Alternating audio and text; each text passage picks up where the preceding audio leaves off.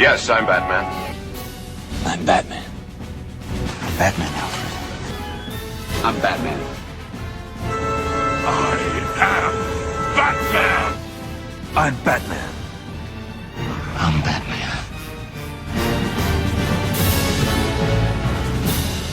Greetings, Bat Family. Welcome back to Holy BatCast, brought to you by Real Fans for Real Movies. Please visit our website, holybatcast.com. It's your one-stop shopping for all things Holy BatCast. But you can find us all over the internet on Facebook, Twitter, Instagram, and YouTube. Just search for Holy BatCast and you will find us. And plus, if you're a fan of the show, we are on Patreon. You can go to patreon.com/holybatcast if you'd like to become a more official member of the family. And as always, the biggest of thank yous to all of our patrons who do that. We are a part of the Real Fans Podcast Network, so if you can't get enough of all this geeky talk, you can go to rf4rm.com and check out some of the other shows there. And as always, I'm your host, Andy DiGenova. If you'd like to follow me when I am not talking about Batman, you can find me on Twitter or on Instagram. It's just my name, Andy DiGenova. Now, this episode, we're going to be doing a little bit of a look back at Season 4 of Fox's Gotham. Joining me, I've got the same two fellows who joined me last year when we did a Season 3 look back. First of all, Mr. Guy Milks. Hey, Guy. Hey, great salutations, everybody. Good to have you back, sir. I know you keep busy with the podcasting circles, but always nice to have you back here. I enjoy our Gotham look back. I know this is only our second one, but it's always fun. Yes, well, we're only going to get to do one more. Spoilers. Right, I know. I know. Maybe we'll do a series look back at some point. And then also joining us from Dark Tower Radio, and you've heard him here too, it is Mr. Jeremy Lloyd. Hey, Jeremy. Hey, thanks for having me back. It's always good to get the bat signal up and call me in to come on here and talk about Gotham or whatever Batman stuff you want me to chime in about. Well, glad that you were available. Unfortunately, as you guys can hear, Jamie Drewley is not available to join us this episode. He's actually with Brendan Lowe. The two of them have been arrested. They're in an Australian prison for stealing the Hemsworth's mail. So we are taking a collection to bail them out, but in the meantime, they're there just banging a cup against the bars, singing, "Nobody knows the trouble I've seen." So our hearts go out to them at this difficult time. But anyway, it doesn't matter. I've got Guy and I've got Jeremy. What else do you need? We're going to talk Gotham. So for those of you guys out there still watching this show, still enjoying the show, this one's for you. We do get a good reaction when we do these episodes. People like to shit all over Gotham, but then we do an episode, people listen. I don't know what to tell you. I guess maybe that many people just hate watch it, maybe? I don't know. But yeah, let's do it. We've gotten another year passed in Gotham. It's time to look at Season 4. So without further ado, this is Season 4 of Gotham.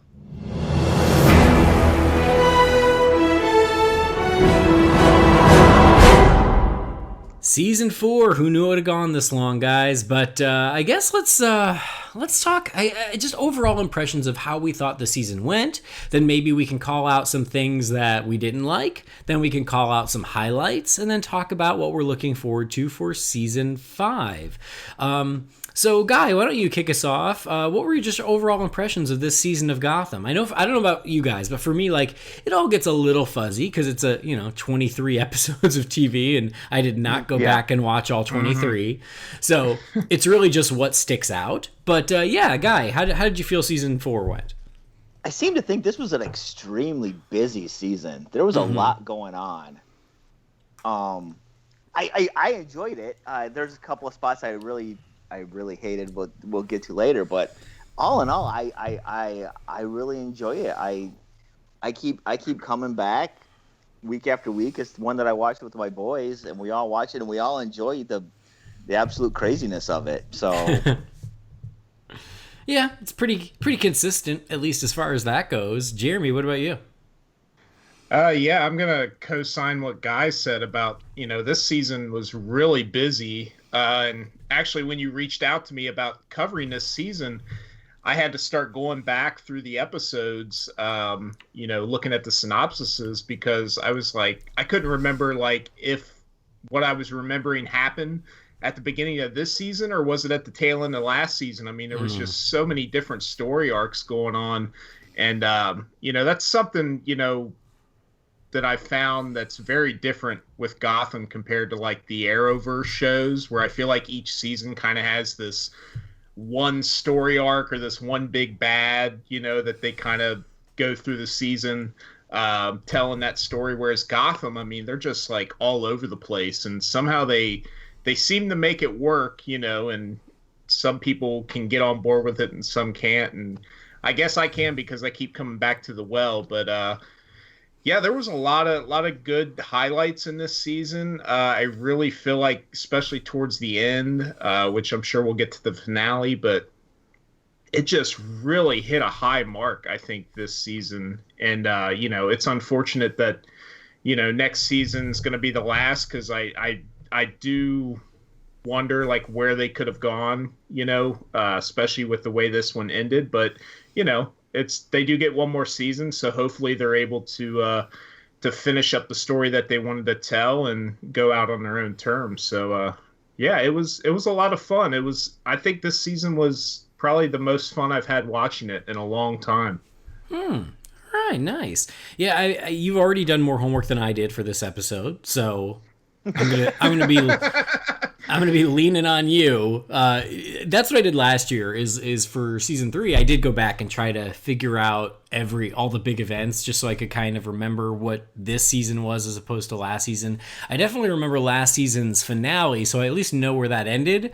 And then it's just trying to remember everything that happened since then.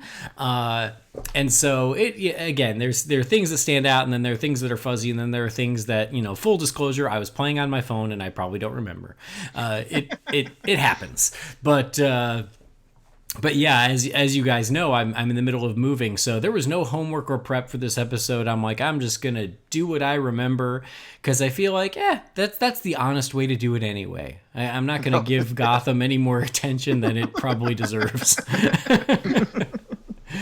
You get what I remember, and that's all you get. Sorry, guys. So if you're looking for the if you want analysis of one line of dialogue that happened sometime in October, I'm going to be of no help to you. Overall, it was all right. It's weird, it's always pretty much the same for Gotham. So at least Gotham is consistent in that when something happens, as the show goes on, like something happens and it's just ridiculous, and I'm like, oh my god, like maybe this is it, maybe I'm done. And then something else happens where I'm like, oh damn it, that's pretty cool, okay, all right, I'll keep going. And it's constantly back and forth like that.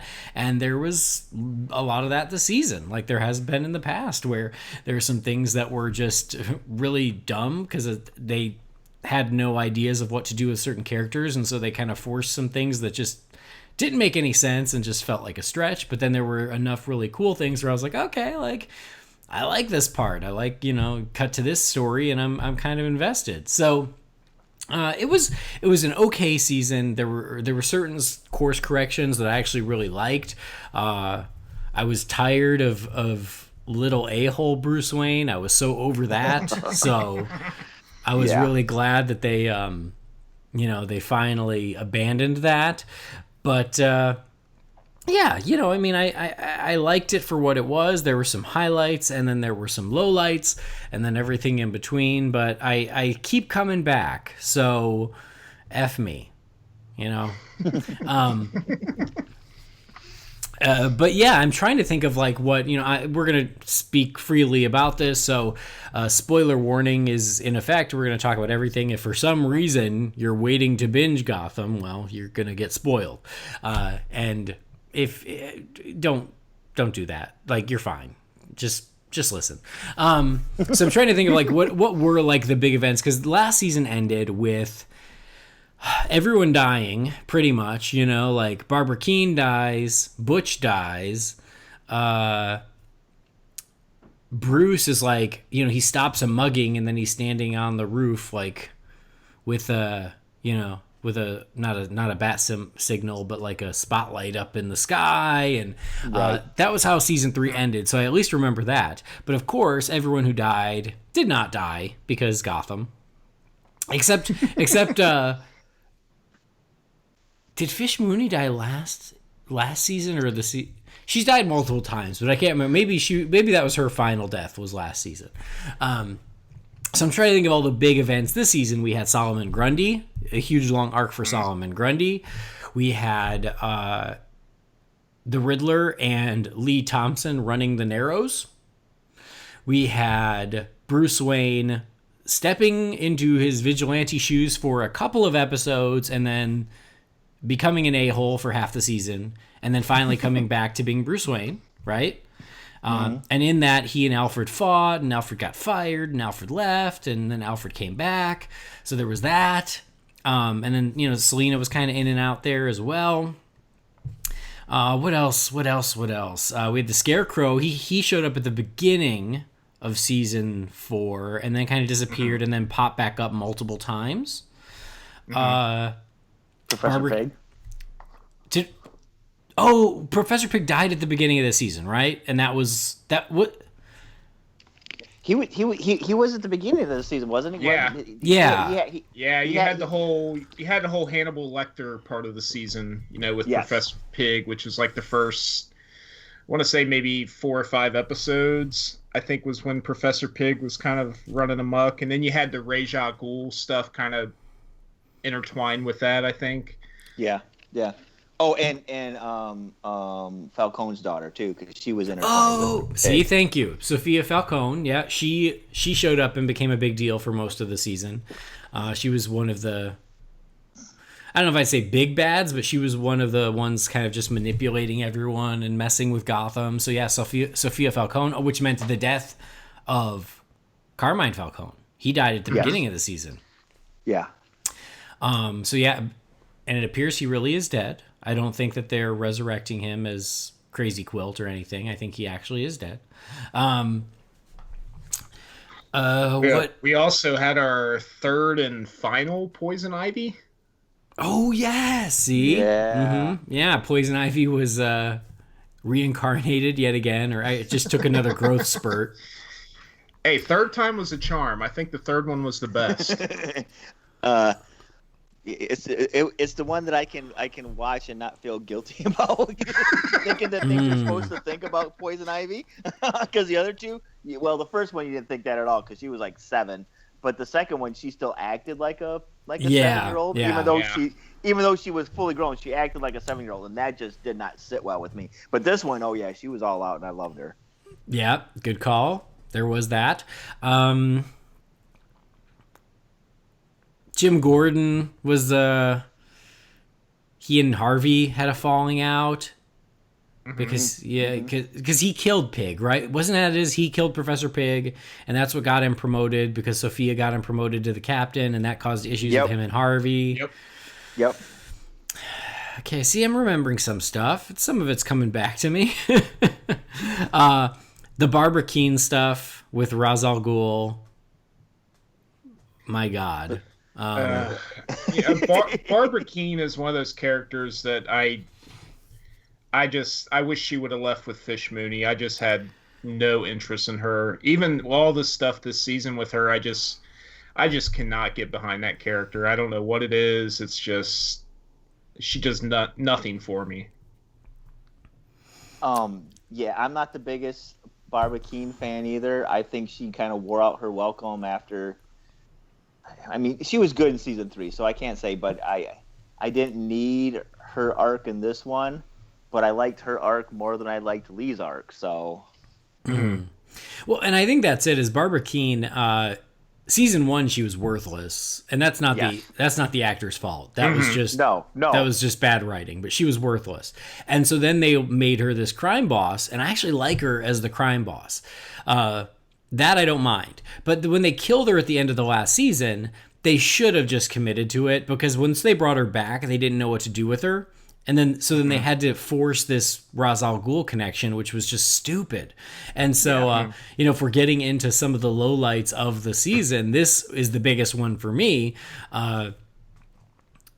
I think I called it on Twitter Barbara Al Ghul, and it was just so forced and stupid. And I'm like, what are you doing? Like, you cast a great actor as Ra's al Ghul.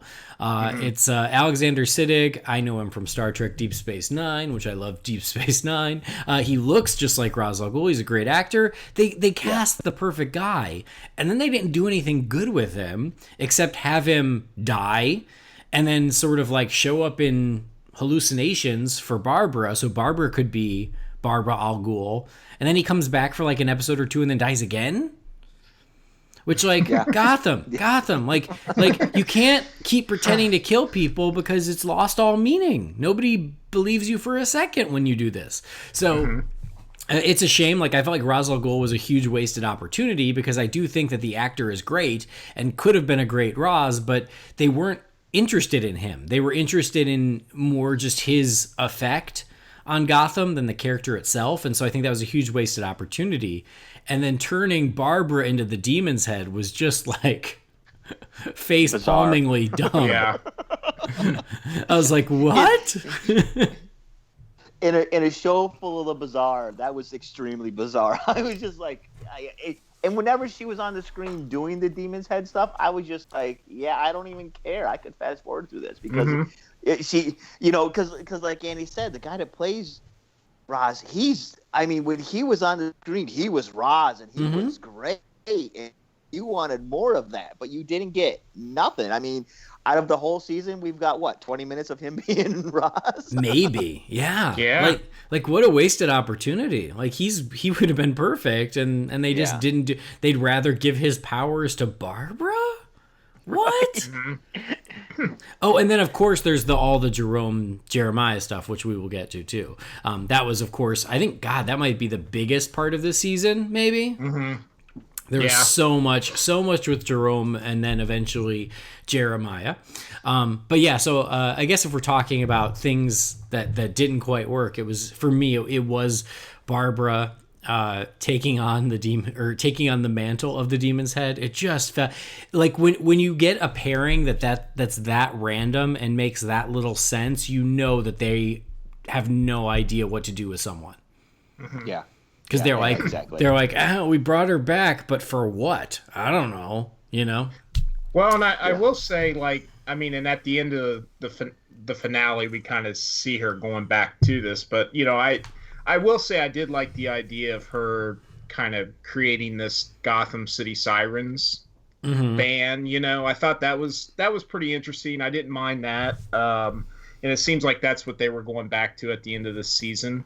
But all the Ra's al Ghul stuff just felt like, especially at the end of the season, it just felt like unnecessary, because they just get rid of Ra's at the end of the season, and it's like, okay, well, why did we even go on this journey then with her and Ra's? Like, it just felt very unnecessary.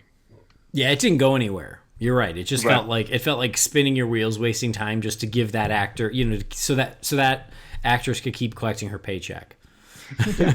And again, like, as much crap as I think a lot of fans give Barbara Keene, because she gets it a lot, rightfully so. I never blame the actor. I think she's really good, actually. I think her name is Erin Richards, I think is her name. I actually really like her, and I think she absolutely does everything she could possibly do to make the most of what she's given. It's just that she's given garbage, so what can you do? Yes.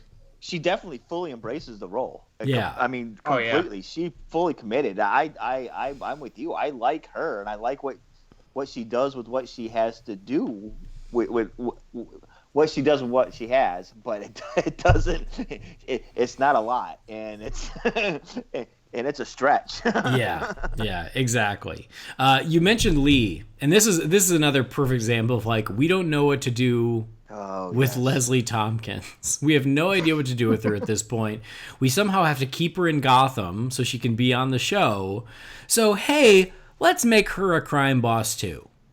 Yeah. So that was so bizarre. And it's just it's so funny when you think about her character. And I love Morena Baccarin. I think she's great. And I think she's a good Leslie Tompkins, but if you think about that character now as she exists in Gotham, compared to who Leslie Tompkins is supposed to be based on the comics,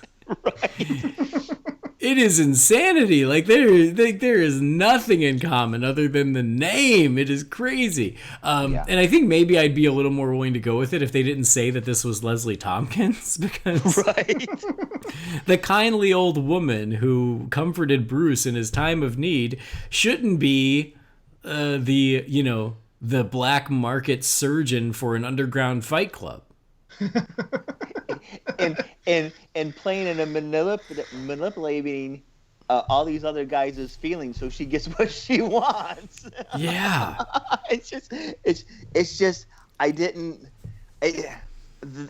outside of the Bruce thing, this is really the part that I had the worst problem with, was the whole Leslie Tompkins and then the Enigma love thing that was going on. I couldn't buy into it, and I love the guy that plays Enigma. He's great as Enigma, and I obviously love Morena, but it's just the story that involved them two and her being a crime boss. It's just I couldn't buy into that one. It's so bizarre. But again, it was like they were like, oh, like at the end of last season, she got cured of the rage or whatever that thing was, and they had to get her back to Gotham, so they were like, oh, she came back and now she's working for this underground thing as their doctor, and then she kind of rises to power and stuff.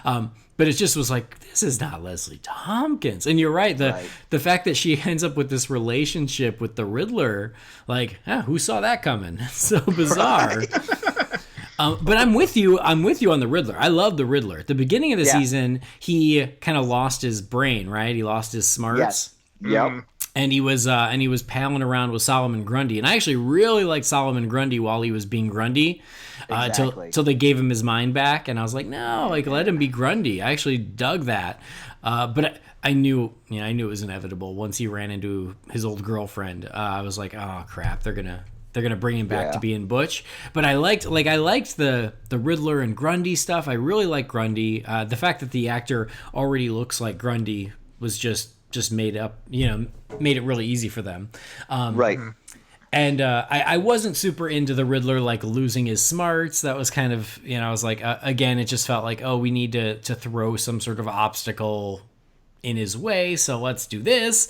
But then once he got it back, I liked the Riddler stuff. I mean, and I'm a sucker for Riddler stuff anyway, but I do like this actor. I like this version. I like that he was, he's straight up Riddler for most of the season once he got the smarts back. But yeah, I would have never guessed that the Riddler would have a thing with Leslie Tompkins. Well, it's kind of weird for me too watching the show. I don't know if you guys have noticed this, but what is the deal with? It's like they can't let anybody other than Harvey, Gordon, Lucius, Alfred, Bruce, and Selina are the only people on the show that stay good. Like whenever they introduce this new character that, like Lee, for instance, they always have to flip the switch and make them into some kind of supervillain. It's like, don't you have enough in your rogues gallery that we don't need to keep creating more? Like, it just feels very forced and unnecessary. Like, why did we need that? We didn't need that, No, yeah, you're right. I mean, the Gotham is overflowing with bad guys. We certainly don't need the the compromising the morals of Lee Tompkins. and it makes it kind of even more baffling because they do the main villains so well. I mean, I enjoy all the villains. I mean, even if they're not completely 100% the villains that I know and love from the comics, they're still done really well. And so why would you compromise all these other people's morals when you can just concentrate on what you're doing so well in the first place? No, I completely agree. And I think that, that is one of the stronger parts of the show. I think I said it last year, and it continues to be, is when all the villains pop back up, I'm happy. I'm in. I'm enjoying it. I liked the Scarecrow stuff. I loved how the Scarecrow looked.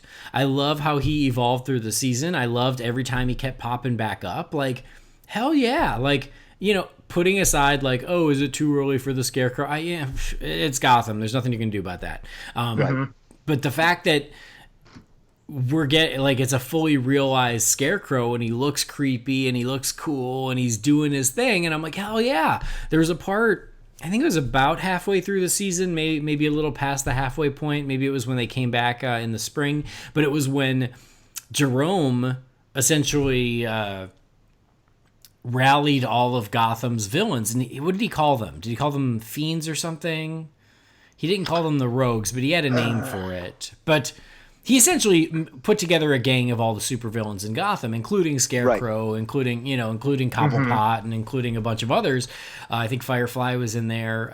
But like when that happened and they went on this spree of evil through Gotham, and it was all of the big bads of Gotham just causing chaos, I was like, damn it, this is good. Like, this is what I want to see. This is the part, like instead of forcing a character into doing things that they shouldn't do because it doesn't make sense, like, this is where your strengths are. Play with this, because this is what I'm enjoying. Exactly. I couldn't agree more. Well, yeah, and how great was that last shot of Scarecrow in that finale where he's got the whole hat on and it just... it was perfect. I've been waiting for that shit for years. That was always one of my things about the Nolan films, is the fact that he never truly suited up. It was just a guy in a suit and a mask. I was like full on Scarecrow, man. Hell yeah. I thought he looked great. And I think that again, like most of the villains do look great. The Riddler looks great. Scarecrow looked great. Mr. Freeze looks pretty darn good. His wig needs a little work, but aside from that, I really like him. I like Firefly. I think she's great. Like I do too. Yeah. Yeah. Like, and that one was really smart to like make her female. I dig her a lot. So they do those things really well, and I love that they have fun with that. It's some of this other extra stuff that doesn't quite work out. We talked a little bit about Bruce. I think they did pull a little bait and switch with the fans this year, because they ended season 3 with Bruce like, oh, he's going to finally embrace going out and being a vigilante and making the world a better place. And we got the photos of that mask, which was awful. I mean, let's be real. That was the stupidest looking thing. It was bad. But they're really hyping up like, oh, he takes his first steps into being Batman. And he does it, I think, for one episode, maybe two episodes. It's all fuzzy, but one, maybe two. And then something happens. I forget what happened. He fails at something, or he almost, it's because he killed Ra's al Ghul, right? Yeah. Mm-hmm. He kills Ra's al Ghul and decides, oh, I'm terrible. I'm a bad person. And so then he becomes dickish playboy Bruce Wayne, and then we all want to kill him. So that was so painful to watch. It was. I just love that they like hyped the whole season of like, no, Bruce steps up, and then after one episode they're like, just kidding, we're gonna make him revert because we can't push things forward. I did love that Selena kind of represented us as the audience, just, getting annoyed with him and calling him out on his shit constantly when he was going through that phase, because that's literally what I felt like doing when I was watching that. It was hard to watch. I will say, at the end of last season when they showed him on the roof and everything, I wasn't sure how I was going to feel about them throwing him into the vigilante stuff right away, but I mean, it was only like an episode or two, but I gotta say, I actually really enjoyed just seeing him in the shadows beating up criminals and stuff. I was like, hell yeah, like let's go for it. Let's just go ahead and go full bore. I'm ready for it. Let's have him start beating people up in the alleyways. I'm down for it. Yeah, and he did it a little bit, which I liked. Like, I didn't like the mask. I didn't think that he should be Batman yet. He's too damn young. But like, just seeing those little moments where you go, oh, okay, I can see how this is the guy who becomes Batman, and like that kind of stuff worked for me. But I do think, as we're talking, I'm remembering the season finale of season 3 where he's standing on that rooftop and it's like, oh, he's ready. He's ready to become Batman. And then the whole season goes out of its way to like not let him step up. Yeah. Exactly. And so the end of season 4 is him standing on a rooftop with Gordon, and now they're like, look, he's ready. And I'm like, oh, so we've gotten nowhere in a year. Great. Like, they literally reset from one season finale to the next. I almost feel like somebody from WB stepped in and was like, whoa. Let's pump the brakes a little bit.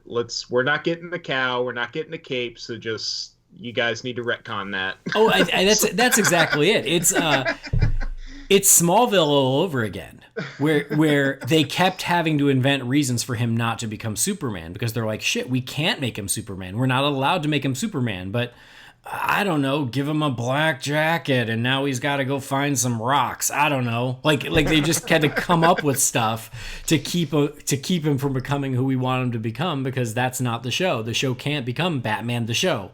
And so they had to keep finding ways for him not to become Batman, just like Smallville had to keep finding ways for him not to become Superman. And it can become maddening. So at least with this one, it's only going to be for 5 seasons, where Smallville was 10 long seasons.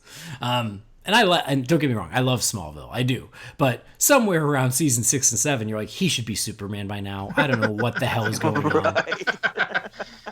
I don't know why he's fighting cars that run on kryptonite. I don't understand what is going on. I don't know why Lana all of a sudden is possessed by a witch. I don't know what the hell any of this has to do with Superman. Right. And there's yeah. I was going to say, to that point, because we're talking about, them not letting him go full Batman. I have to say, I was torn on this part of the season. As a Mustang fanatic, I love the fact that he got an all-black Mustang to cruise around in. But at the same time, I was like, okay, so I guess this is like, we're going to give him something that's black and he drives around in that's not the Batmobile. Yeah, the pre-Batmobile. Yeah, I actually like that though. I thought that was pretty cool. I liked it. Yeah. It was cool. It was, and when he's driving Selena around, you realize it's got all these like cool old gadgets in it and stuff. Like, I thought that was really cool. And like I said, I'm a Mustang fanatic, so of course I was, getting all googly eyed watching that. But I was like, oh, I guess this is like as close as we'll get to a Batmobile, I guess, with this show. Probably. But yeah, I dug that. Like, it's like the little precursor to the Batmobile. And that's just it. It's like they can't make him Batman. And he shouldn't become Batman. He's still young. He's what? At this point, 16, 17, maybe? Yeah. Yeah. And so, like, he can't become Batman. He hasn't even, he hasn't left the country on his vision quest yet. So, like, he can't become, and if they were allowed to, even if they were to say, hey, you guys do whatever you want, and they put the kid in the cape and cowl, I wouldn't be into that, because I'm like, Batman's not 18. Like, that just doesn't work. So it's good that he's not Batman, but they want to have as much Batman-y stuff in there without him becoming Batman. And so that's where you get, well, it's got a car that has gadgets, but it's not a Batmobile yet. It's not. He's wearing a mask that's black, but it doesn't have ears. It's not a cowl. It's not. So, like, they're trying to, they push it where they can, because they want as much of that Batman flavor as they can get without technically breaking their rules. Which, again, very Smallville. Smallville did that all the time. He'll never fly. He's not going to fly. But then he's possessed by Kal-El, who is a separate personality, and now he can fly because Clark didn't fly. Kal-El flew. See, we didn't break our rule. You could just see these showrunners like in a boardroom with the WB execs, like, saying exactly what you're saying right now, Andy, just finding all these loopholes. Well, it's not technically the Batmobile. It's not a Batmobile. It's a Sweet 16 present. What? I don't see any fins on that thing. We're good. Oh, too funny. Why is he wearing a Batman mask? It's not a Batman mask. It's not. Show me the ears. Show me. Can you? You can't. So anyway, I was glad that I was done with a-hole Bruce. I was glad that Alfred slapped around a little bit. I was all for it. And I got to say, we go back and forth between good and bad, which is just the nature of Gotham. But Alfred remains one of the standouts. He's just one of the best parts of the show. He's a great Alfred. He's a badass Alfred without I don't know, without being too badass, without not feeling like Alfred. I love how he keeps Bruce in check. I love the little wisdom he lays down. I love that he has a life of his own. I like that he's kind of a stud, you know? He's an older dude, but he'll flirt with chicks. Like, good for him. Like I like that Alfred has a sex drive. Good for him. So, I don't know. Like Sean Pertwee is, I think since the beginning, has been one of the highlights of the show, and I'm always happy to see his Alfred. I agree. I always enjoy him, and I really think that I'm not going to say her name because I'll screw it up. The girl that plays Selena, I think she really stepped up this season too. I think she's really awesome. Yeah, she's always been good, but I think this season she really stepped it up. I think she really became almost the moral center of the show, since she was the one that finally pretty much smacked Bruce around and said, "Listen, you're being a douche." You know, yeah. So yeah, she's always been great. I mean, she was a find when they found her for season 1. I even remember watching the pilot, going, "Well, damn, they found someone perfect for Selena," and she's only gotten better as she's grown into the role and she's gotten older. But she's terrific. There's the same thing though, where at the end of season 3 they gave her the whip and they're like, "Oh, check it out, she's gonna be Catwoman." And then in season 4 they're like, "Nah." Yeah, now they're. I don't know if. I mean, I know I'm kind of skipping. I'm pulling a Jamie here. I'm going to the end, but it looks like they're gonna make her into their version of Oracle, possibly. Oh, I didn't even think of that. Because she gets, spoilers, she gets shot in the spine at the end of the season. Right.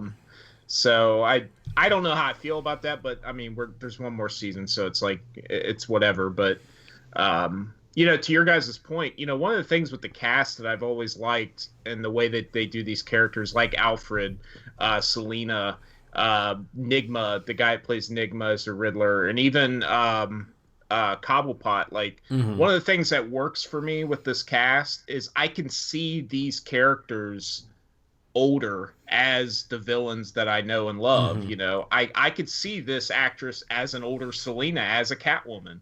I could see this Alfred as an older, wiser Alfred with an adult Bruce. Like, they just, I mean, that's why I always tell people, if they don't like the show for the batshit craziness of it, man, I was like, you gotta love it for these cast members. Like, they have nailed a lot of these characters, like, better than anything I've seen, like, on the big screen, in my opinion. No, I completely agree with you. And I will say, like, as much as, you know, we give some shit to the show, and then I do think we also call out things that we like about it, but the cast overall is great. All of them. I mean, I don't think there's a cast member I don't like, because they're all really good. They all bring those characters to life, and I think that they're very true to their characters. You know, you mentioned Cobblepot. He's been a highlight since the very beginning. I feel like this season he kind of took a back seat. He's been around, but I just feel like it hasn't really been focused on him. But you're right. I love what you said, that you can picture all of these versions of the characters becoming the versions we know. And I think that that's perfect. So as much crap as we give the show, I think the cast is game and they do great.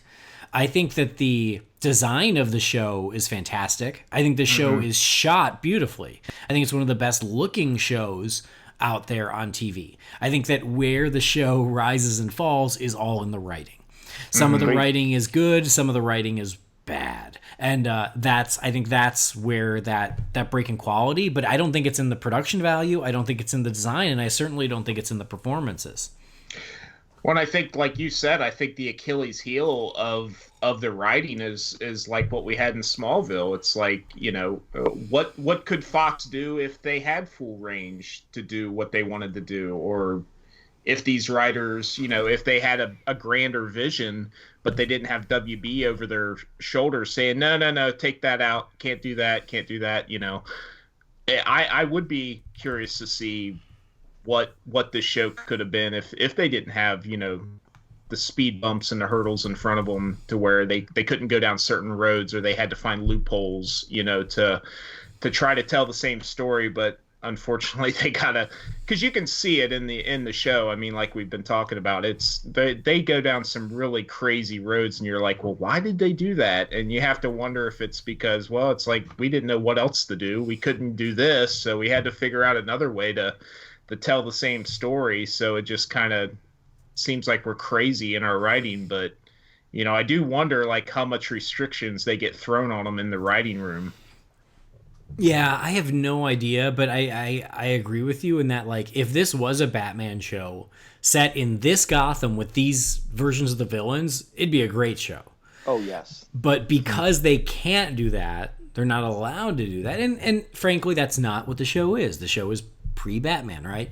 But because of that, then you're right. They have to jump through these hoops to try and do what they want without breaking their rules, and some of those things that they come up with are better than others. And I do think that a lot of times they're also shackled by, what I alluded to earlier, is they're like, hey, Erin Richards is a regular on the show. She's got a contract. She's contracted for 23 episodes a season. We have to use her. And because they have to find things for certain characters to do, even though those characters aren't particularly involved with the main story, that's where you get some of these random subplots where you're like, what am I watching now? And I think that just comes with any of these shows. I know that The Flash, which I still really like The Flash. Some people I know have cooled on it, but I still really like that show. But I know that for the first season especially, everyone gave grief to Iris because they were like, oh God, like Iris is so boring. And it's like, well, she's the one regular person who doesn't know Barry's secret. So the box they've written her into, she can't be the most exciting. That's not her fault. That's just the show, but she's got to be in every episode. She's got a contract. And so some of the stories they would write for Iris, you'd be like, wait, what am I watching now? Like, this is pointless. Same thing where it's like, no, these are your regulars. You've got to keep them. You got to keep all these pieces on the board and keep them moving. And some of the ways they do that are better than others. And I think that that's what you saw especially with Barbara Keene and definitely with Lee, because they're part of the show, but their arcs have taken them kind of to the periphery. And it was the writers trying to bring them back somehow. Right. What are your guys' thoughts on, because we've seen Gordon lose Barbara, we've seen Gordon lose Lee.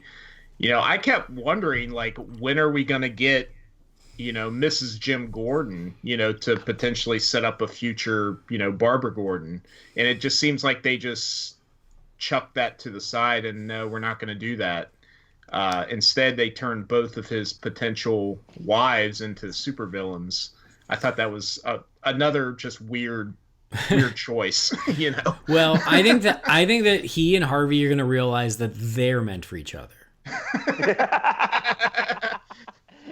That would not be too far off with some of the things that Gotham has written. So I would not put it past Gotham. No. And I wouldn't be opposed. Good for them. Well, I mean, and that's the thing is I think when the show started, it was supposed to be Barbara. Barbara was supposed to be his future wife. And once they realized the character wasn't working, they completely went off the deep end and made her this insane crime boss, which again, I applaud them for doing, because if they had just kept her around as the love interest, it was just, there was nothing interesting there. And I actually much prefer that they took her in a completely different direction.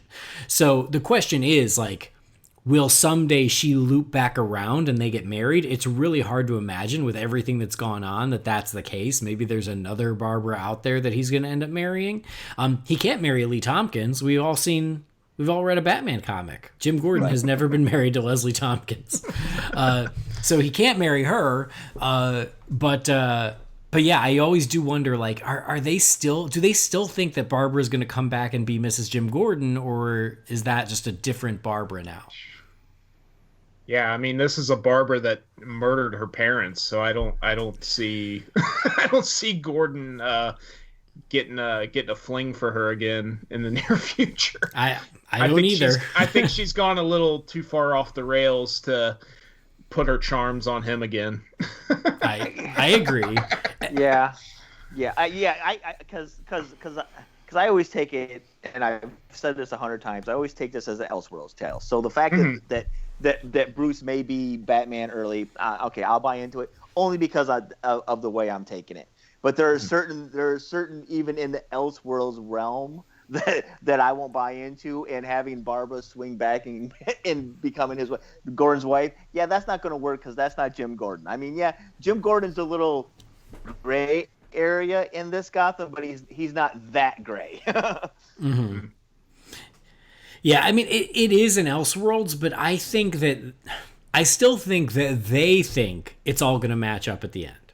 Oh, well, you know. I think. I can't be sure, but I get that impression is that in their minds, this will still all match up. It's still a prequel to the Batman we all know. That's a little delusional. Probably. You're probably right. Well, I will say, to that point, we talk about the show being an Elseworld tale. One of the things I do like, and I know it's something that rubs a lot of Batman fans the wrong way, is this idea of Gotham being in chaos and Batman being born out of that chaos rather than the other way around that we're used to in the comics, where, the villains don't come around really until Batman comes around. I've come around to really liking especially with this finale, like this whole idea of this city is just exploding into complete chaos. And because of that, a Dark Knight rises. Batman is born out of this. I've come to really like that idea. Are they executing it the perfect way? Probably not, but especially after this season finale, I'm like, I kind of like this idea, that these villains are just going around, doing whatever the hell they want, running the city, and they're going to give rise to their biggest nemesis, Batman. And I think it's a really creative idea that I think it's interesting that it's, at least as far as I know, it's never been explored before. I agree with you. I think that some of the fans get a little too precious about, the villains should come after Batman. And I don't think that is written in stone anywhere. I think that is more of a recent or more modern idea. Yeah. I mean, yes, the villains came after Batman in the comics because there were no Batman comics prior to Batman for those villains to pop up in. So, yeah, but Batman always became Batman because Gotham needed a Batman, because Gotham was such a mess and that the police were in too deep. It was out of their control, and half the police were corrupt, that only Batman could make sense of this chaotic city. That's always been a part of Batman. That's not new. Whether or not there were super villains prior to Batman, I think is up for interpretation. So I think that some, the fans who were like, that's not how it goes, Batman inspires the supervillains. I really think that that's more of a modern idea. I don't think that you are somehow being disingenuous to the character or to the history by having these villains pop up early. And for this show to work and not being a complete snore fest, you gotta at least play with the villains if you're not allowed to play with Batman. So that's why I'm okay with it, is because imagine this show if they weren't allowed to do the villains. No, thank you. Snore, no. Right. I've got better things to do with my time. So deal with it. It's fine. And honestly, if you're going to be a slave to the thing, all the villains are still young enough that they can fight Bruce as Batman, even if you wait to the fact that he's not Batman until he's 25, 30. All these villains are still, they're no more than 10 years older than him, and most of them probably aren't even that much older than him. So I mean, it still works. But I was one of those guys in the beginning when I first watched it that I was kind of why are we getting all these villains? That first season, but then Holden and Andy actually were the ones that told me to give it a second chance, and when I did, I'm like, okay, now I get it. So it took me a little bit to get it, but once I got it, I was all in. So yeah, you just got to accept that they're like, oh, you know what? In this history, the villains started popping up before Batman. Because I think that, you know, having Batman pop up against organized crime, who then inspires more colorful and outrageous villains, makes sense. But at the same time, having these outrageous and villains that are just too much for the police to handle, inspiring Batman, makes just as much sense. Yeah. I don't think that's a deal breaker, nor should it be. I totally agree with you. I totally agree with you. I really, and I gotta say this, I really enjoy how in the last 2 or 3 episodes we got almost a full Killing Joke and then a complete setup for No Man's Land. Those last 3 to 4 episodes were just incredible. I could not. I was watching with the boys. They fell asleep, and I just kept watching. I'm like, I got to watch it for Andy on Monday anyways, but I couldn't stop watching it. It was just gripping. So, since you brought up the Killing Joke, and we've mentioned him a few times, but we haven't gotten into it, we've got Jerome. And I think we talked about Jerome last season, and a lot of fans love Jerome. Even people who don't like the show, a lot of them love Jerome. I was not so into Jerome because I liked him better when he started, and I didn't really like where they ended up with him, with the, you know, the death of the family. Yeah. Face ripped off and scarred, and then, you know, and again, I think that his performance just kind of eventually devolved into a Heath Ledger impression. And so, like, I wasn't as into him. And then, you know, they brought him back big time in this season. They let him run amok. They let him, you know, gather all of Gotham's villains. He was just causing chaos anywhere. And I kind of accepted, okay, this is never going to be my favorite Joker. And I'm using the air quotes with Joker because they're not allowed to call him Joker. They're not allowed to apparently make his hair green. Oh, jeez. Apparently. So I'm like, okay, this is never going to be my favorite Joker, but whatever. I mean, and again, I'm not really blaming Cameron Monaghan. I think that he's committed. He's certainly not phoning it in. It's just not my favorite version. And so I'm like, oh, you know, I'll go with it and watch his Reign of Terror. And there were some really cool things in there. And then they pull the old switcheroo on us, and we find out he has a twin brother, Jeremiah. And eventually what happens, right, is Jerome dies again, this time for good, probably, hopefully. But he falls off the roof. And I will say that was one of the moments I really loved, is I loved him falling to his death, but like laughing all the way, which is a very Joker thing. Very, very 89 callback there. Yeah. Or Dark Knight. I mean, yeah, very exactly. Like the fact that he can't even face his own death without just having a ball is pretty great. And then he infects his twin brother with this laughing gas serum thing, and then Jeremiah essentially becomes the new Joker. So they swap out the old Joker for the new Joker. And anyway, I want to get your guys' thoughts and impressions on what they did with Jerome and then passing the baton to Jeremiah. I think it was kind of a long road to get there, but once we see Jeremiah as the air quotes Joker, I really liked him. I found him to be more menacing. I like the fact that he's kind of quieter and subdued about what he says, but you can still hear the wickedness, I guess, in his voice. It was a long road to get there, but once you got there, I really liked it. I thought it was I like the new Joker way more than I like the old Joker, air quotes. Mm-hmm. I'm one of those fans that Andy mentioned that I've been on board with Cameron's Jerome since the beginning. I wasn't sure where they were going with it. And like Guy said, it's been a long road. But as we've got to the season 4 finale, like I'm starting to piece together. I think that they are still doing what they intended to do in the beginning, where they wanted to kind of play with the Joker origin and put in all these different Easter eggs from over the years in the comics and in the movies. And I think that's what we've gotten here. And part of that, I think, too, speaks to Cameron's ability, because we've seen him, I mean, for me, in the beginning, when he was first Jerome and running amok in Gotham, he reminded me a lot of like the Cesar Romero or the Mark Hamill Joker, very fun, laughing all the time, just really funny to watch. And then, we went to kind of the Death of the Family version. It got kind of a Heath Ledger version in there. And then like Guy mentioned earlier, now we're getting more of like the Killing Joke type Joker.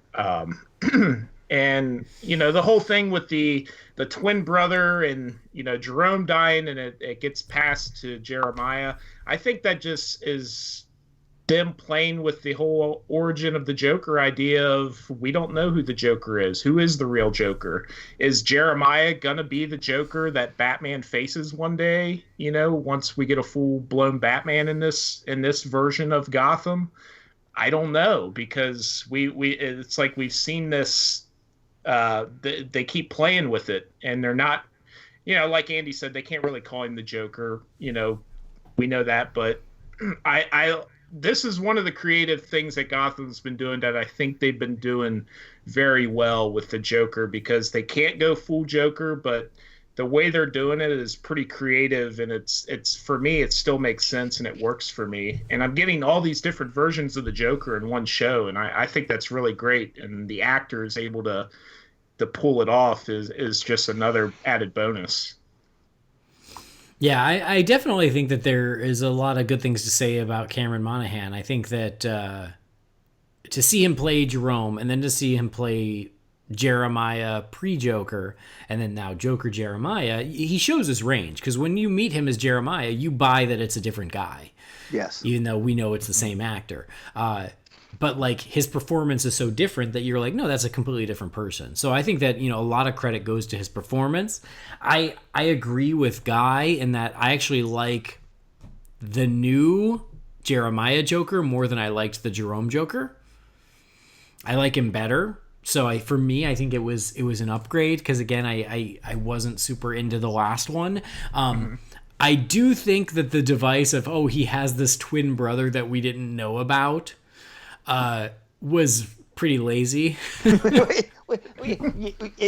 it's a little bit lazy, and it's bizarre, but it's Gotham, so yeah, it's a stretch. It's a stretch, because I feel like before it happened, maybe a month before it happened, Cameron Monaghan on social media said something about like, the true, the twist for the true identity of Joker is going to blow your minds, or something like that. He was hyping it up, that it was like this really amazing creative thing. And then they introduced the twin, and I was like, oh yeah, my mind is blown, but not for the reasons you think.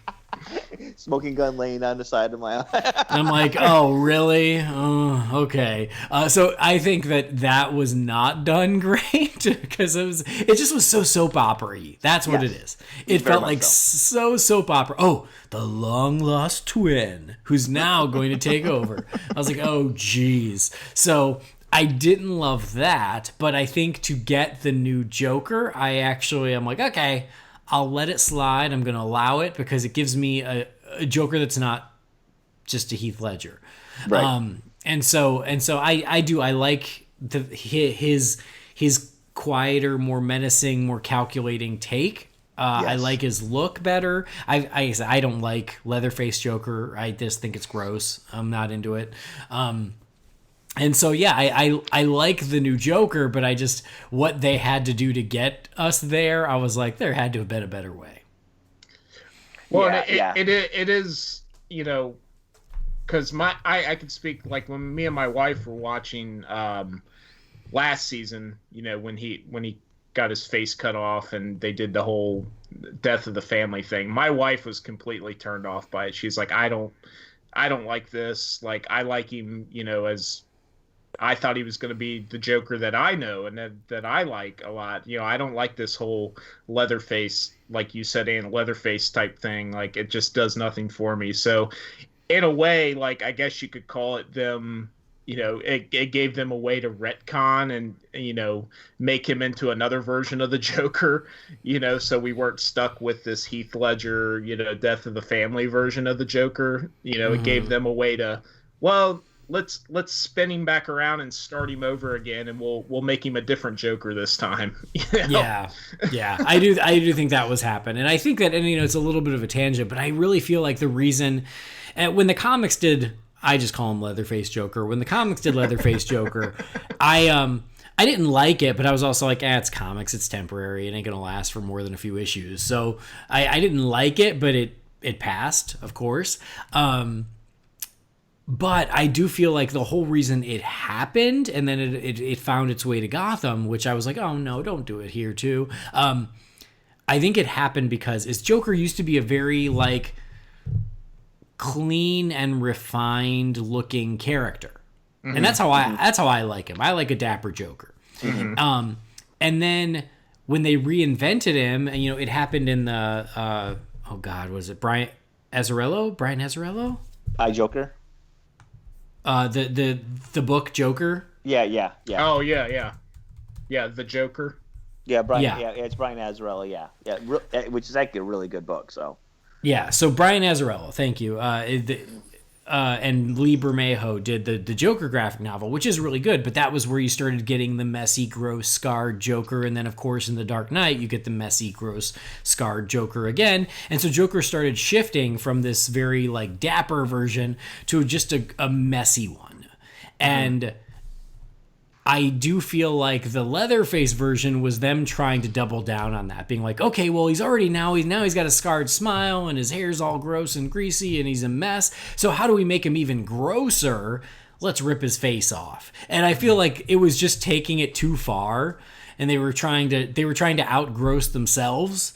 And I hope it starts circling back around. In the comics it has, and so I hope that's the case.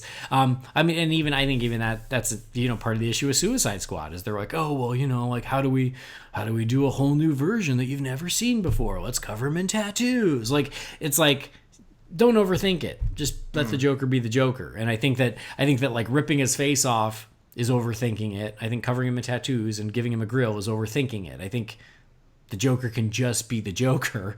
And to take it back to Gotham, this new Joker, it's a lot simpler, but sometimes simpler is more effective, and I like that. Well, because here's the thing: the Joker can still be batshit insane on the scale of killer fish to blowing up a whole city, and still look like the Joker that we're more into, Right. Right. The Killing Joker. I mean, because that's the best one I can think of. The look of the Killing Joker is really the Joker I like the most. That's my Joker. So I mean, he can be the full spectrum of crazy on there and still look like that. You don't have to make them look crazier. I mean, he's already a clown. You're set. You're done. Go. Exactly. Yeah, completely.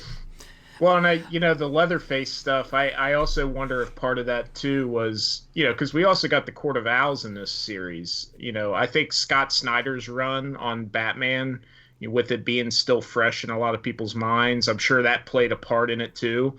Of, hey, let's do this version because that's kind of what's fresh in the comic book world right now. Let's do that because nobody's done that in live action.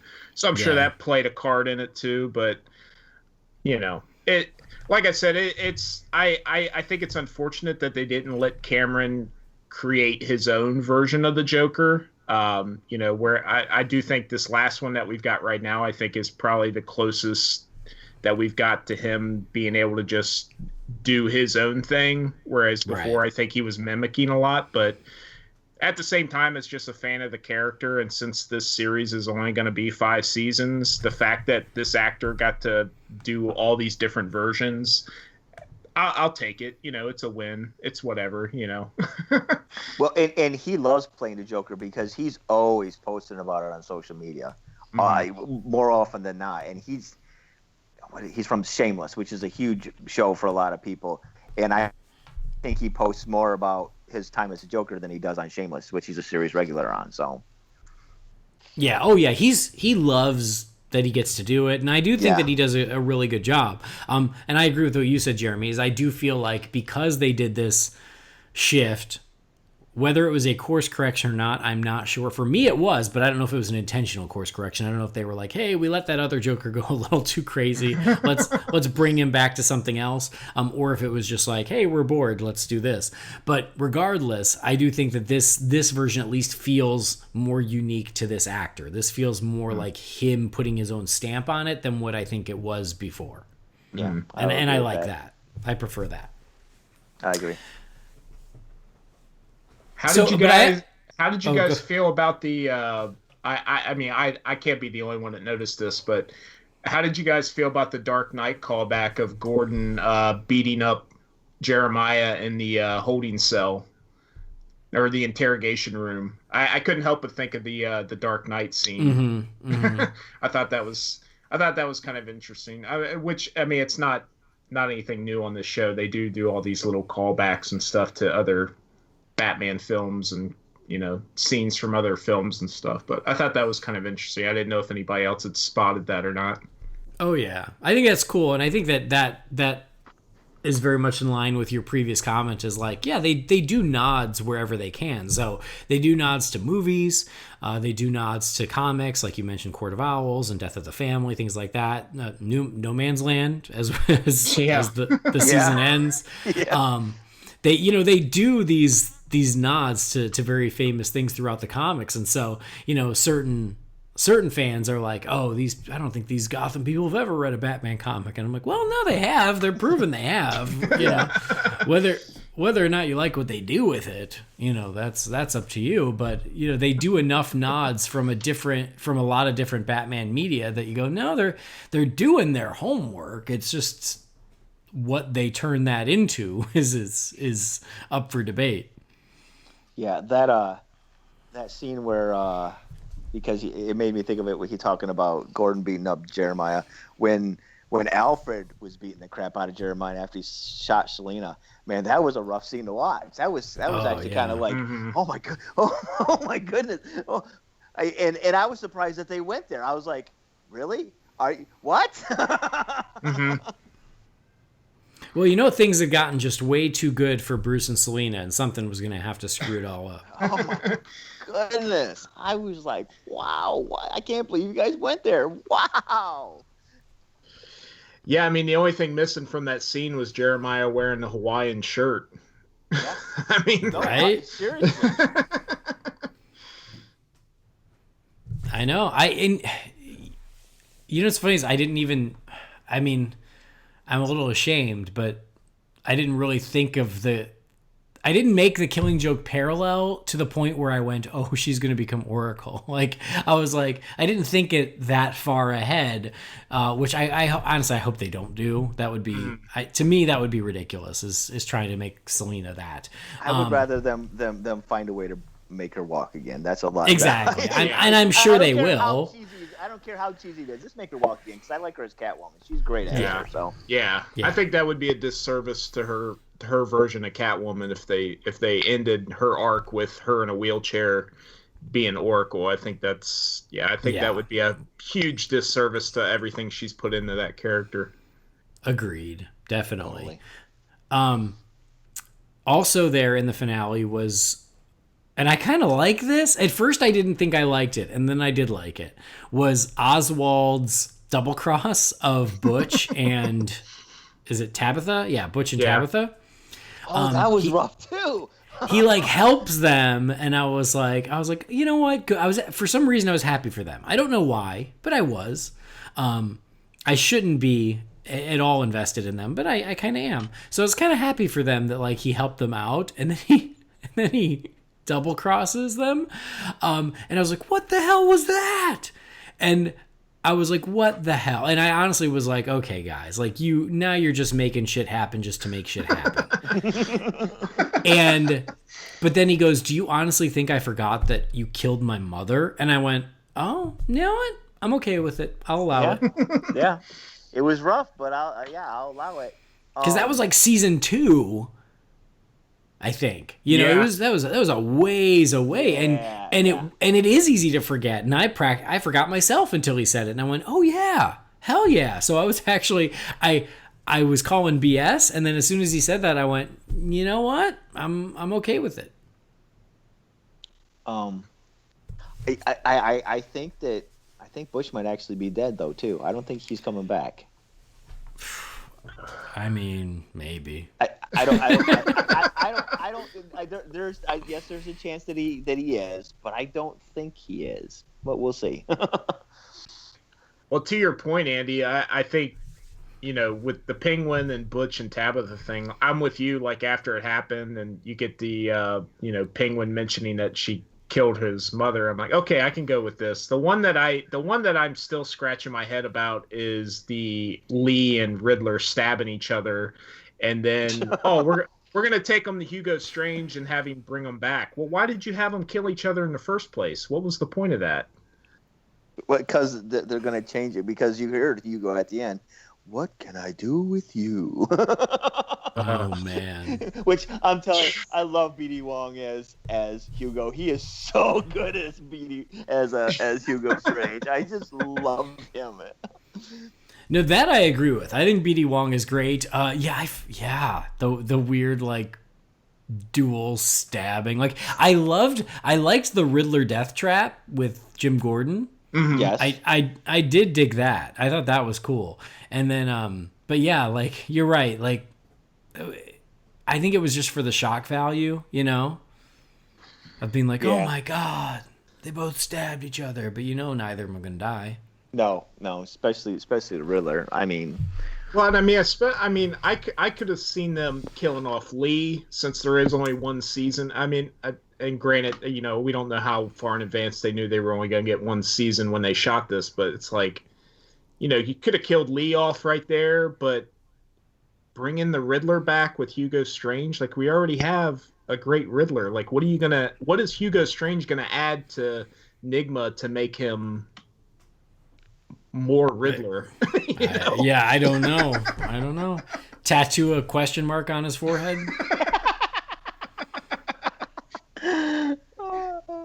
No funny. Idea. And I'm curious because they're coming back for at least 13 episodes because that's all they need to do to get syndication. So right. I'm wondering if they'll get more or not. But if they only do 13, I'm wondering what they're going to do with only 13. So I'm kind of curious. I think they did say it was only 13. They said they're getting whatever half a season, season 5, or a shortened season, I guess you could say a shortened season 5 to wrap things up. Because they announced it as a 5th and final season for 13 episodes. Yeah, okay. So, I mean, it is good. Like, I know it was weird. They waited till the last minute to renew the show. And everyone kind of assumed it was getting renewed. I did see a little bit of fan movement online being like, it still hasn't been renewed. Tweet, renew Gotham. I saw a little bit of that.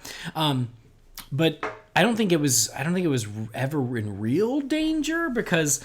I still think it does well enough for Fox. Mm-hmm. Yes. But I do wonder, like, I mean, they left it, I think, on in theory, you could have said that final episode could have been the final episode.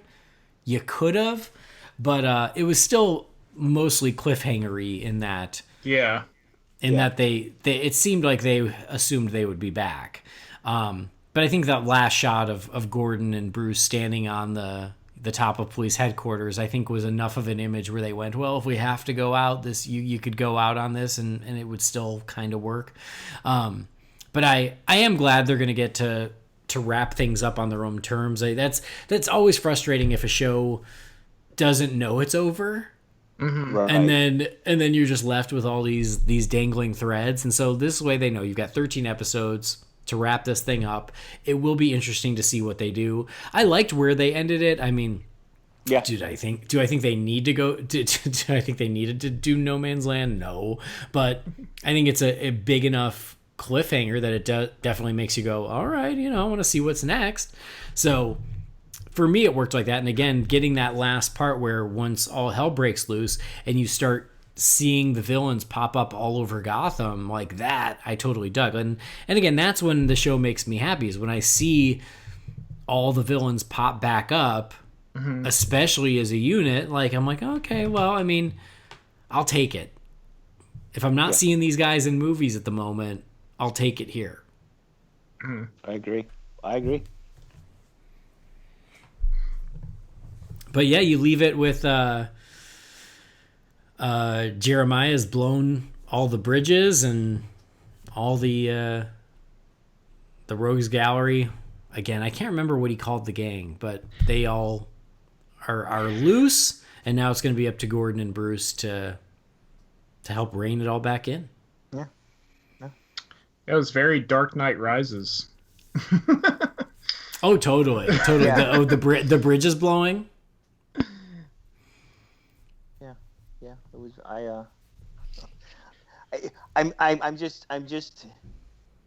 I'm just still dumbfounded because I still don't know what they're gonna do with the 13 episodes.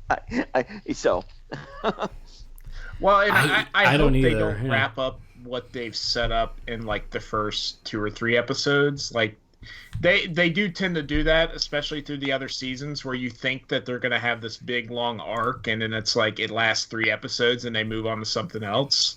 I really hope that's not what they do. Like, you want No Man's Land to play out for the final season? Well, yeah, I mean, I think that should be.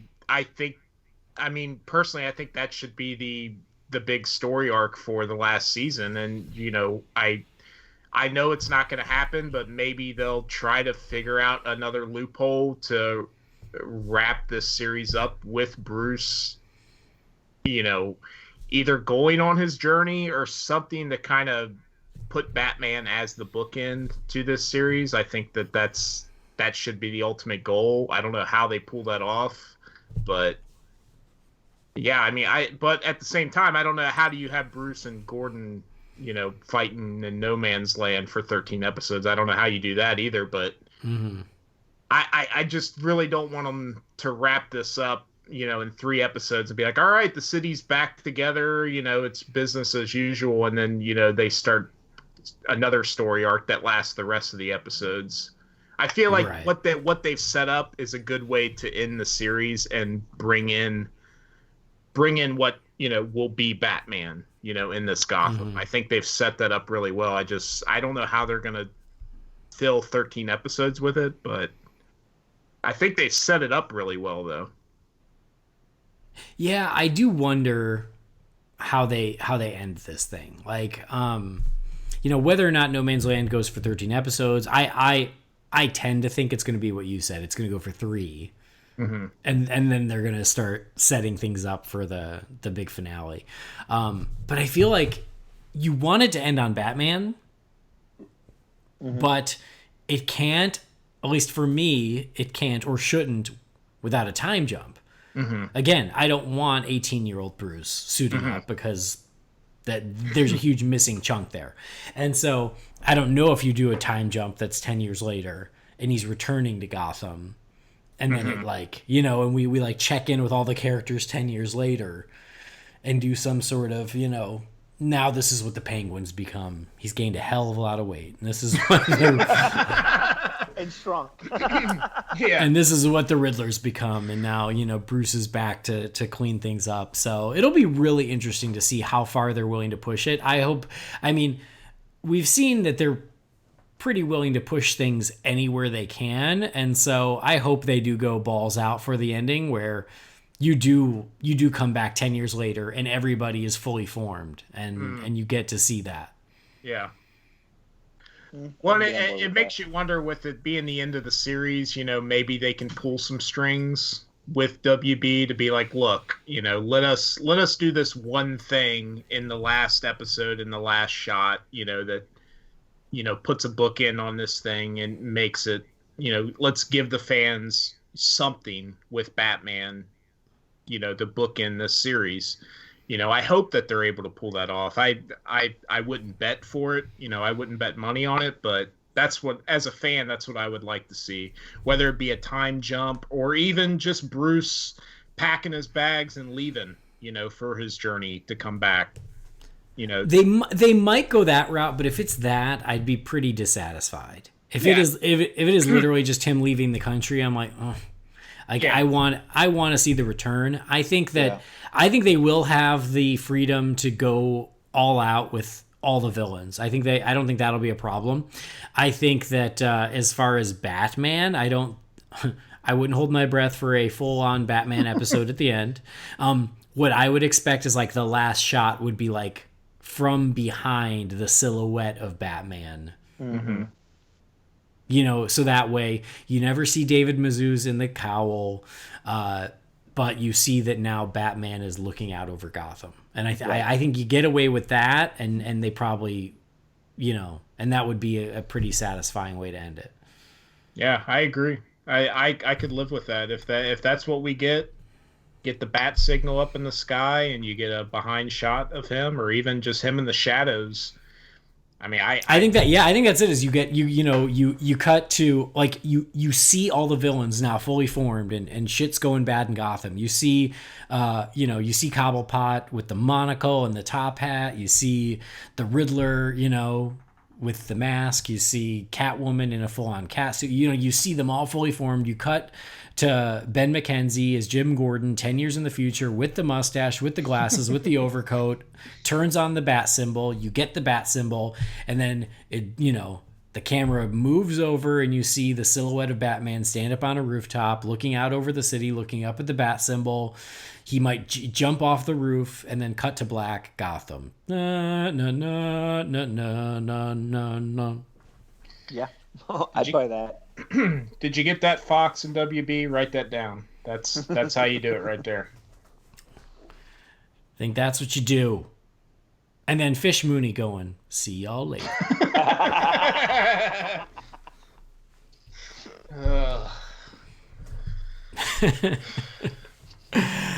Anyway, so yeah, Gotham season 4. Why don't we give some closing thoughts before we move on? So, Guy, season 4, how does it stack up now that we've spent some time looking back at it? Minus the couple of nitpicks that I have, I still really enjoyed, because it was so busy, and the stuff that was good was really, really, really good. I'm not going to tell you people to go watch it. If you're not watching it, you're not watching it, and I get why people don't watch it. I've bought into it. I love it. So I guess if you just want to catch up, then just listen to us at the end of every season. I keep telling Jamie, once he breaks his leg and he is confined to his house, and he's done watching The Neighbors from his camera, he can catch up on Gotham. It's seriously, it's a once you embrace it for what it is, it's a fun watch. It really is. Even when you hit those eye rolling parts, you're still having fun with this TV show. So right, yeah. What about you, Jeremy? I've been on board with this show since it started. I did fall off a little bit during, I think the third season took me a while to get through it. And even this season, I took a break there towards the middle.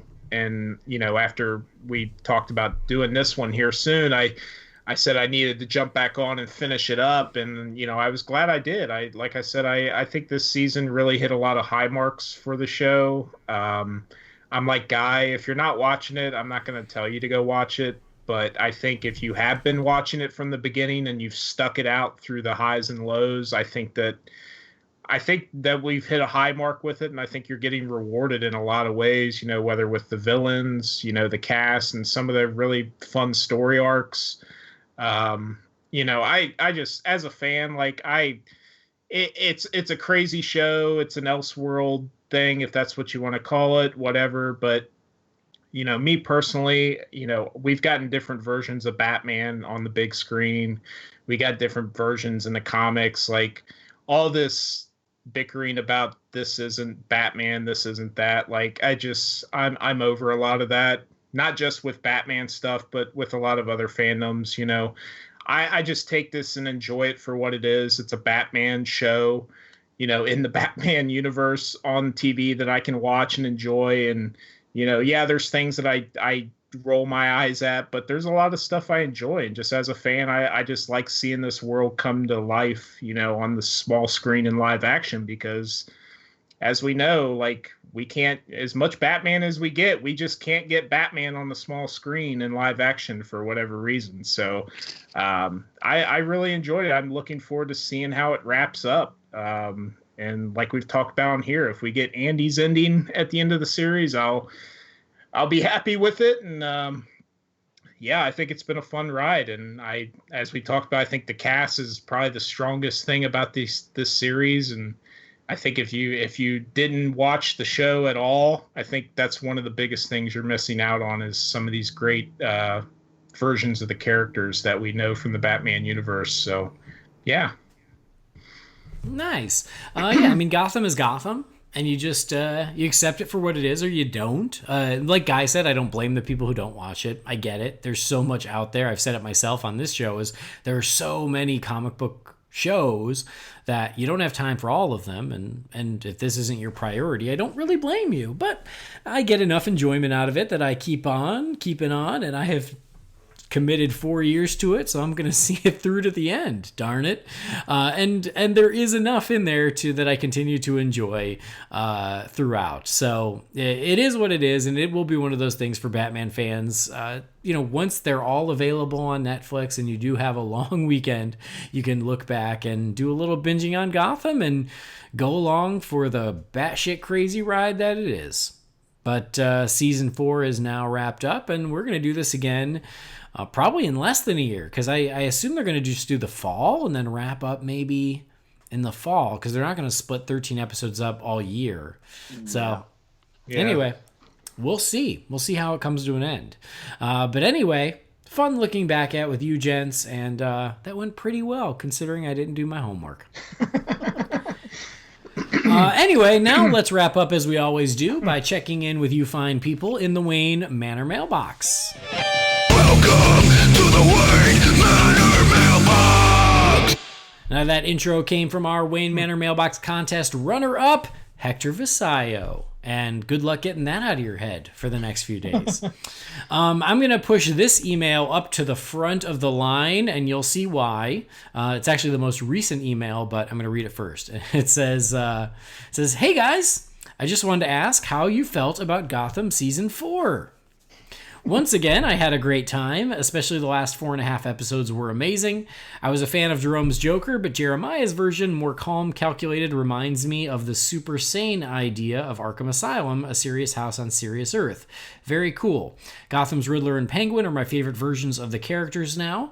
Gordon remains a troubled but smart and badass character who has the potential to become the boss of Gotham's police. Sorry, Andy, I loved True Playboy Bruce Wayne. The dynamic with Alfred has gained such meaning, and I believe that a billionaire teenager draws attention from Ra's al Ghul and the Joker. How would you like to see the show end in Season 5? Batman and Catwoman kissing in front of the moon, a Superman cameo. All the best, Simon Spindledryer." Simon, thank you for the email, and now you know why I read it first, just because we answered all the questions. Good job, everybody. High fives all around. All right. All right. Unless you guys had some other ideas for the ending that we didn't cover. I feel like a Superman cameo might be asking for a bit much. I would say if Jamie was watching this show, I would definitely want the Batman and Catwoman kiss by the moonlight. I mean, it's not a terrible idea to wrap it up between Bruce and Selina. Make that the ending, because that's kind of how it started. It started with the death of the Waynes with Selina watching. So if they make that final beat about them, I could get down with that. Yeah, I agree. That was good.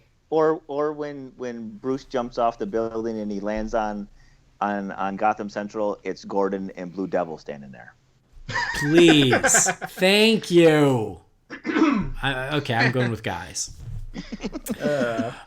Next message here's from CJ Higgins. It says, "Hey Bat fans, I was wondering if you've ever seen the black and white Batman and Batman and Robin movies from 1943 and 1949. They seem to be lost and forgotten. I haven't myself seen them, but a review of those would be interesting, if you can even find them. I only know about them because my dad had them on VHS. I was born in 1988, and I too had the Batman light-up glass mugs. The art of movie making, alone in the time, and seeing how far we've come is amazing. CJ Higgins. CJ, thank you for the message. Have I watched them? Yes. Do I remember much about them? No. I did watch them because they're Batman, and I was very curious. They were available on DVD. And I distinctly remember those DVDs being released right around the same time as Batman Begins, because they aped the sepia tone covers of Batman Begins on the release of these to try and trick people into buying them. But for completest sake, I do think that we should review them on the show. No one will listen, but we should do it anyway. Guys, have you ever watched the old serials from 43 and 49? I like to say that I have, and I think that I have, but I'm not 100% sure. It's one of those that my uncle had it, and I was there with my cousins, and we kind of watched it, but I couldn't tell you anything about it. Yeah. I do know the biggest claim to fame is the serials is where the character of Alfred came from. Oh. That's interesting. He was made up for the serials and then made his way to the comics from there. I've actually never seen them, but I'm a frequent customer at Half Price Books, and in their DVD section, they have all the Batman stuff in one section, which is kind of cool. And I've always spotted those on the shelf. Like Andy said, they are on DVD. I've spotted the DVDs there, and yeah, the covers of them always threw me off, because I would pull one off the shelf and be like, "What? I've never seen this or heard of this." And then I would turn it over, and it would be the old black and white serials. But yeah, I haven't never picked them up and watched them. Like you said, Andy, for completist sake, I probably should just give them a watch. I don't know if maybe I could find them on YouTube too. I could probably do that. I bet you can. My guess is they're on YouTube. Yeah. I own them because, again, completist. But I've only watched them once, and they're not the easiest watches. You got to take them in context with when they were made and why they were made. They were made super cheap to be serials, for kiddie matinees, and so they look it. But they're an interesting footnote. Next message here is from Reginaldo Ramirez. It says, "Hey there, Andy. I just started listening to the podcast. I am currently 6 minutes into number 61, where you rank the Bat costumes. Everything is all right. Loving the vibe of the podcast. I actually came here just to say that all is amazing and that you should keep doing this. I don't know your motives, but it certainly brings life to the show. Sincerely, Reggie Ramirez." Reggie, thank you. Welcome to the party, pal. What are my motives is to become insanely rich from all that podcast money, obviously. Which is not a thing. I do it because it's fun. I love it. And I love talking to you guys, and I love talking about Batman, and I love the people I meet because of it. But I'm so glad that you found the show, and I'm glad that you enjoy it. Thank you for writing in. It was very nice.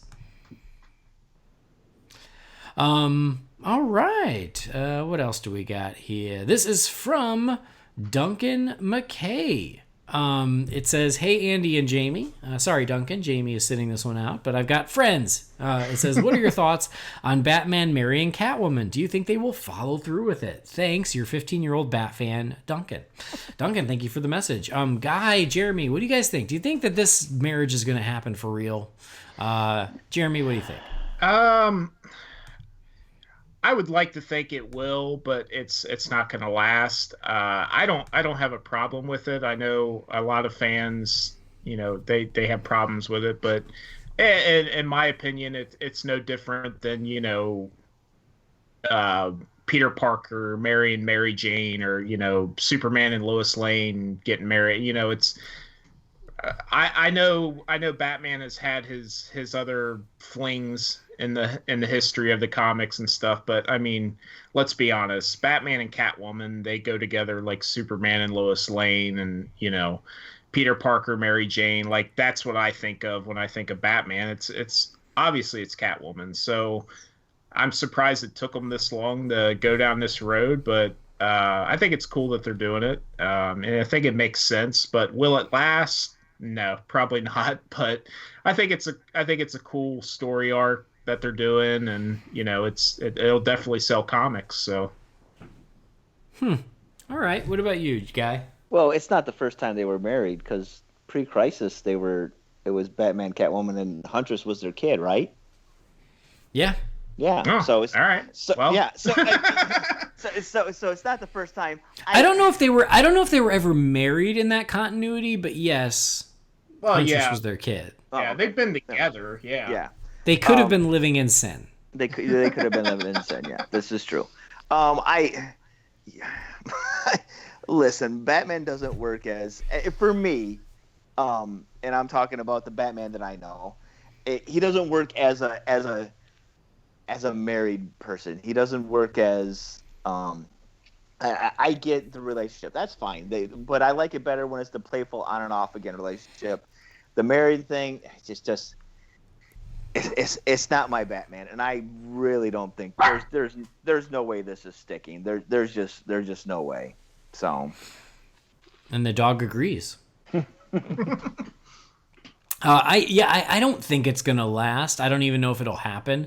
I think a big clue is that they're launching a Catwoman solo book right after the marriage. So I wonder what that's all about. Even if they get married, I do think it'll be temporary, but I don't even know if they'll end up going through with it. I don't. I guess I will say I will be more surprised if they get married and it sticks than if they don't. Right. Yeah. All right, next message here, and last message is from Mark Jurasevic. It says, "Hey, Holy BatCasters, I have a few comments and questions. Number one way to get around too many Deathstrokes would be to have the son of Deathstroke introduced in Arrow taking over the mantle, therefore removing any overt connections between Arrow and Titans. I personally want the connection with Arrow's version, though. Number two, with the introduction of Batwoman in Arrow and Nightwing in Titans, the Batman mythology is strong and therefore makes sense for the series to be in the same universe somehow. Number three, why haven't we seen more of Tyler Hoechlin? Stephen Amell even stated recently that he would love Tyler's Superman to meet Green Arrow. Could this be a sign of things to come? Number four, let's hope the Titans has a different feel to the CW shows and not fall into the same team dynamic with IT geeks, geniuses, heroes, secret lair scenario. Black Lightning avoided this as well. Thanks again for a great listen. Regards, Mark Vell." Mark, thank you as always for the message. Lots of lots of comments here, all TV based around Titans and the Arrowverse and Superman and whatnot. Thoughts on this with, I guess, the DC Universe streaming shows crossing over with the Arrowverse and then Superman. So thoughts on this, guy? I don't think they're going to. I guess they might, but I guess I don't think it's completely wise to have them cross over too much. I guess because I don't know. I don't. The only CW show I watch is Black Lightning. I haven't watched the other ones since. It's been a couple of years. They delved too much into CW canon for me. So I when the streaming service comes, hopefully they won't cross over too much, because I won't want to have to feel like I have to watch the other shows. But I don't think they will either. I think the CW. I think they will both remain their separate entities. At least I hope. Okay, what about you, Jeremy? Ever since the CW stuff left Hulu, I've gotten so far behind on the Arrowverse stuff. I don't know when I'll catch up, but the one thing with the CW stuff crossing over, at least for the most part, they're all kind of on the same, if not the same network, they're at least in the same place to find them, if that makes sense. Having the DC streaming stuff cross over into that, I mean, for me personally, it just would be a hassle for me to. I would have again. It would be one of those things where I have to have all these different services to keep up with all these shows and crossovers and things. And I obviously that's what they want. They want us to sign up for all these services. But for me personally, it would just be way too much for me to keep track of. And I personally, I don't have an issue with. I know he mentioned the Deathstroke thing, like. I've been on here preaching, like, I don't care if we had a Batman live action TV show, even though there's a Batman on the movie screen, and they could be separate. They don't have to be connected in any way. Like, I don't mind any of that. I don't think everything has to cross over or be connected to the other thing across the way.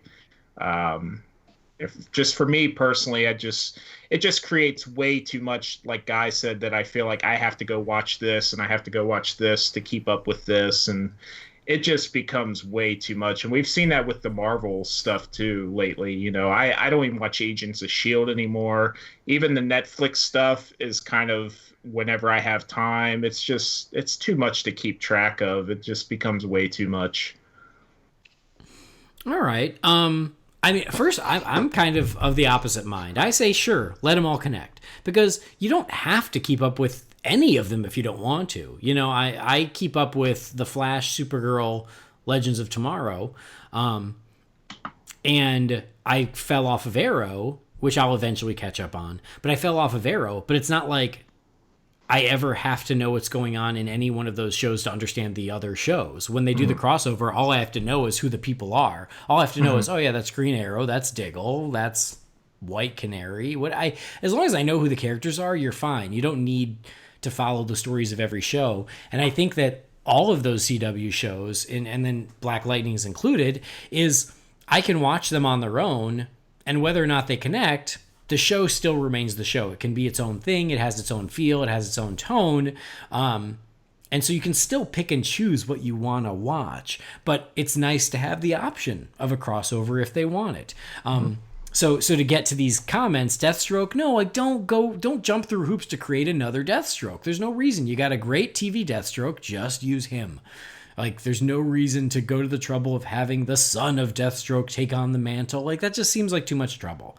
You got a Deathstroke, use your Deathstroke. Same thing with, like, Batwoman and then now the Titans universe. Yeah, you're starting to get into the Bat universe. The Titans, that's a Berlanti show. Sure, why can't it be in the same universe as the Arrowverse? Doesn't mean they're always going to cross over. They can only do it once a year. It's fine. But, why not? Like, again, I watch Supergirl every week, and I don't think, hey, they really need to open a portal and get the Flash in here. It can still be its own thing. Why haven't we seen more of Tyler Hoechlin's Superman? That's a great question. I do get the feeling that was part of the deal, is like, you can have a Superman, but you don't get to have him much because it was like a compromise. It's like, you get to have a Superman, but he can't be around all that often. And so they only save him for very special occasions, just like the china that my grandmother used to keep in the cabinet. And then avoiding having Titans avoid the CW formula. I do agree with that. I do feel like Supergirl, Arrow, and Flash all do have that same setup of, oh, this is the bunker and that's the tech guy and that's the genius, and they all get it. Yeah, like I get it. They all have that same setup.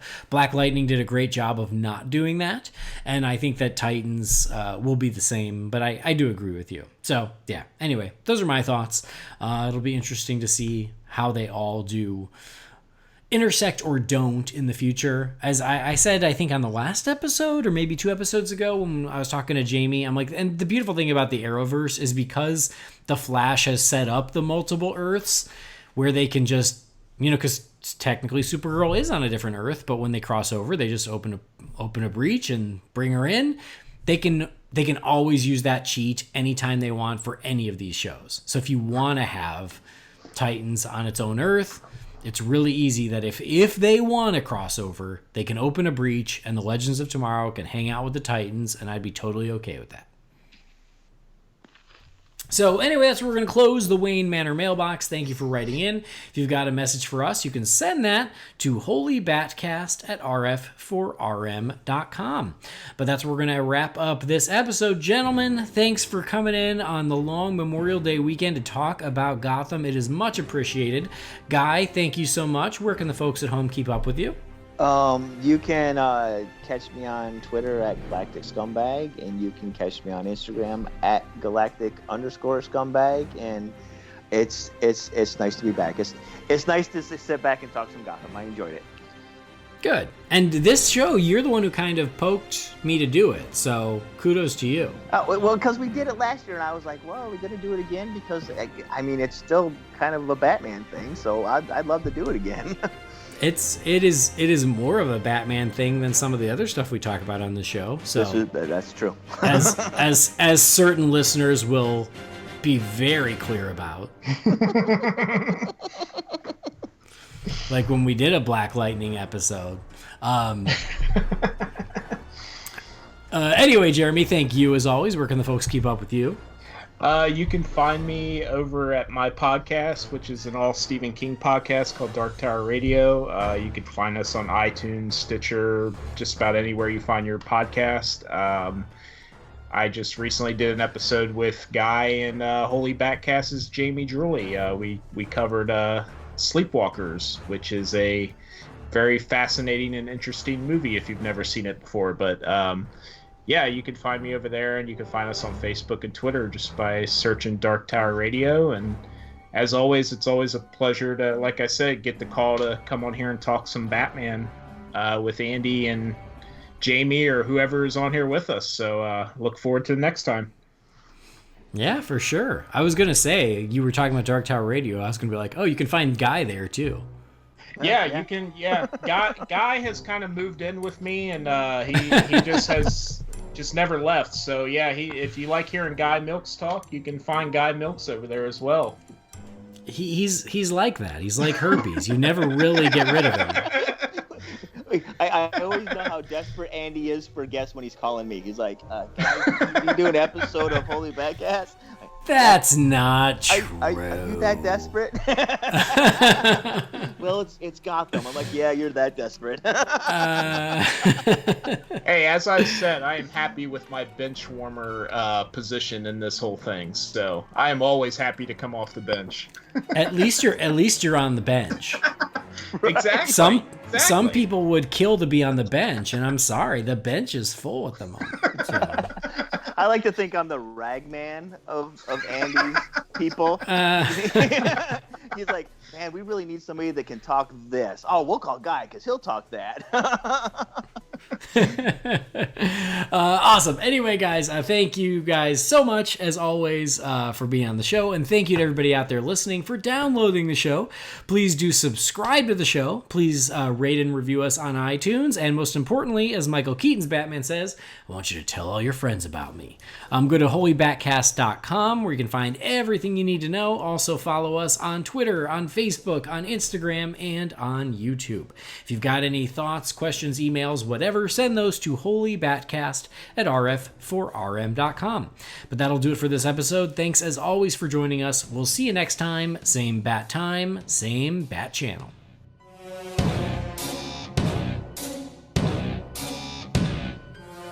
This show is a proud part of the Real Fans Podcast Network.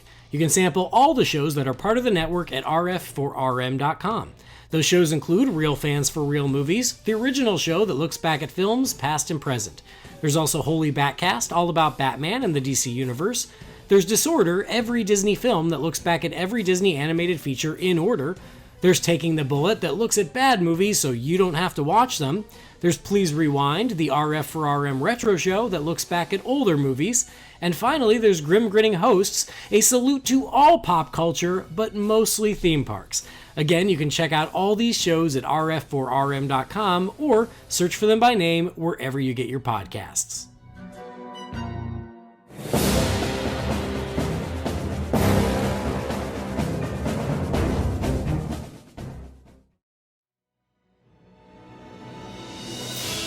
Holy BatCast is brought to you by real fans for real movies. Remember, the thoughts and opinions shared by the participants are theirs and theirs alone, and do not represent the companies or organizations they happen to work for.